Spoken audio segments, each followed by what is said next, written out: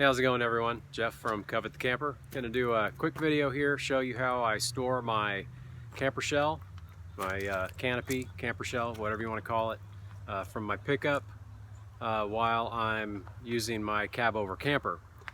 So I've got a couple of sawhorses here, tall sawhorses. Basically, it's a sawhorse design, like an I-beam design. They're just a little bit taller than a standard sawhorse and longer. So my pickup truck is an 8-foot bed, so the sawhorse racks here are 8 feet long, and I go about 6 inches taller than the bed rails, and I'll show you why that's important and how this works. And how I can load and unload this canopy camper shell by myself. So it's a one-man job. I don't have to worry about getting somebody else over here to help me. This is a fiberglass camper shell. It's like I said, 8 feet long, and it's pretty heavy. And if you don't use a system like this, it's pretty difficult. So just thought this would help out some people. Just stay tuned and take a look. Alright, so the first thing I do is I space these two sawhorse racks the distance of my dualies. So, you know, obviously just maybe two inches wider than the track on my dually, and that way I can back in between them, and I'll back right up so the front side of this sawhorse is even with the front of the bed or the back of the cab. So I'll do that now.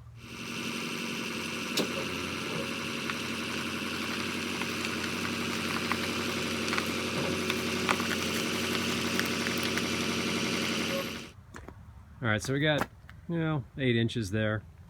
So I can just pick this one up and scoot it in a little bit.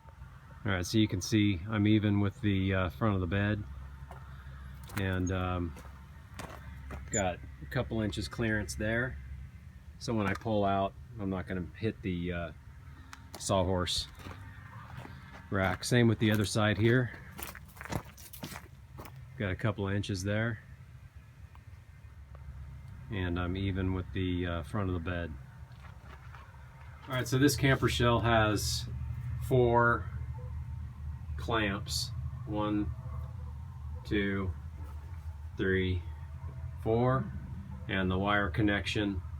And go ahead and get those loosened up and the wire connection off. Alright, so I have this little swing case here. Keep all my tools and my fuel additive, some rags and gloves and stuff in here. I've got a little tool kit. Just a socket kit, a couple wrenches. This one's just already set up, a ratchet, and a 1/2-inch socket. So the bolts and nuts that are on the clamps here are 1/2 inch. I'll go ahead and get all those loosened up. Alright, so I got this one loosened up, and I usually just store them up here. I'll go ahead and, while I'm doing this one, I'll get my wires disconnected.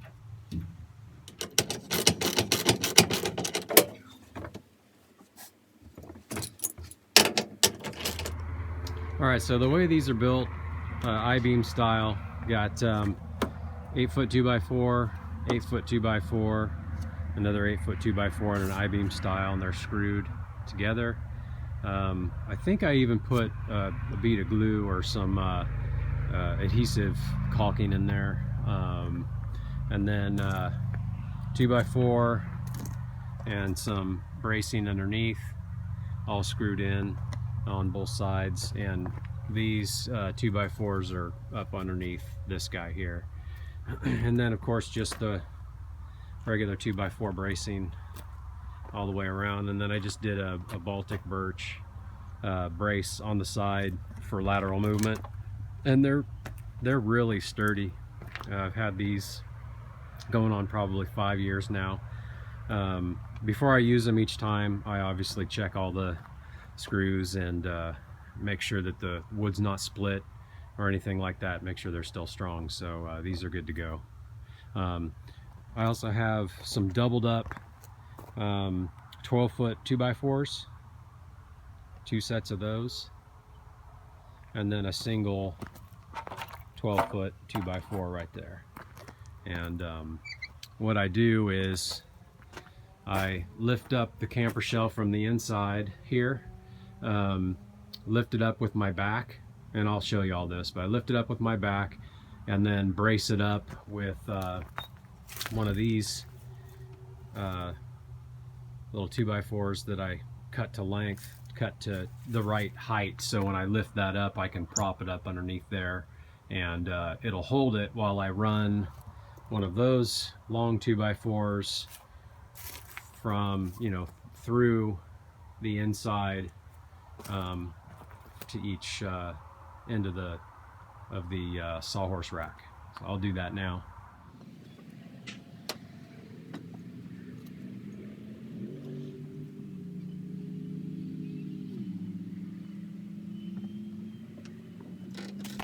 Alright, so I just make sure that it's centered. I lift it up, it just goes from there to the bottom of the bed. Holds that up, it's nice and sturdy. Now I can run in my 2x4 cross brace.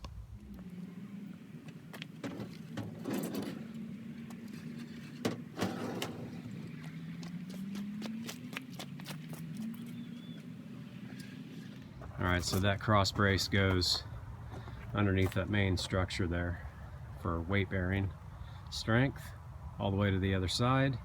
And now I can lower the front end of the camper shell. I'll remove that little temporary brace that's holding up the camper shell and lower it onto the doubled up 2x4 that goes, they'll hold it up using the rack.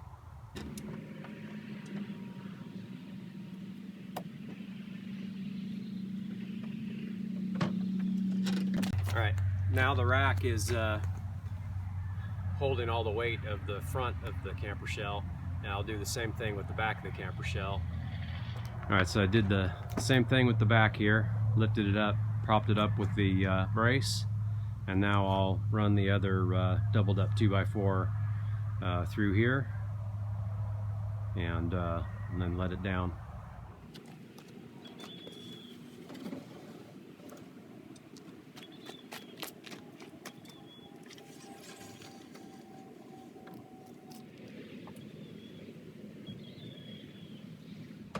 Okay, as you can see, the rack is fully supporting the weight of the camper shell, and it's completely off the back of the truck. And I can slowly pull forward. I do throw a couple of center braces in here also. I'll show you that in just 1 second.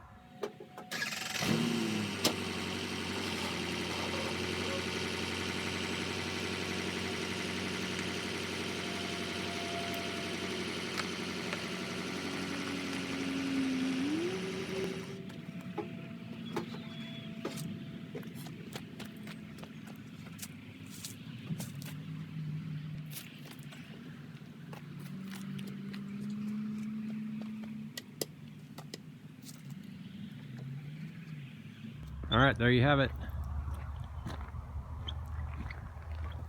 Usually it only takes me about maybe 10-15 minutes at the most to do this. Unbolting everything, pulling out, driving away. This is very secure with those center braces in there. It's not going anywhere. It's really stable.